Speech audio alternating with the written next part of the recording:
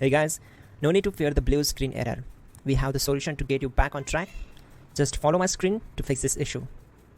Now we need to click on advanced options, then click on troubleshoot. Now click on advanced options, and at the last we need to click on command prompt. Now type chkdsk space /f space /r space c colon and hit enter. Now we need to wait for some time to complete the process. Type c colon, then hit enter. Now type cd space c colon / and hit enter to execute the command. Type in cd space Windows and press enter. Type cd space system32 and simply hit enter. Now execute this command. Type cd space config and simply hit enter. Then type md space backup and hit enter. Now type copy ** backup and simply hit enter to execute the command. Now type md backup1 and hit enter. Now type copy ** backup1 and simply hit enter to execute the command. Now type cd regback and hit enter. Now type dir and then simply hit enter to execute the command. Type copy space ** space .. and hit enter. Then type all and simply hit enter to execute the command. Let's move to the next command. Now execute this command. Type bootrec space /fixmbr and simply hit enter.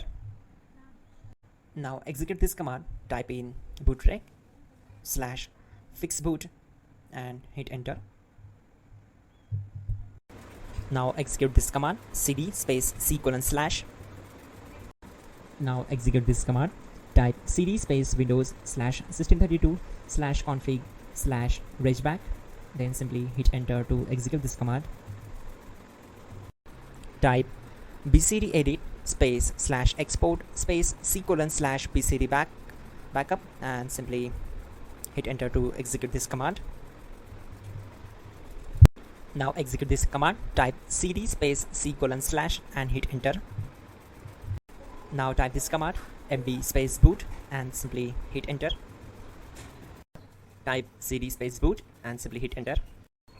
Now type md space bcd and simply hit enter. Now type cd space c colon / and simply hit enter. Now execute this command.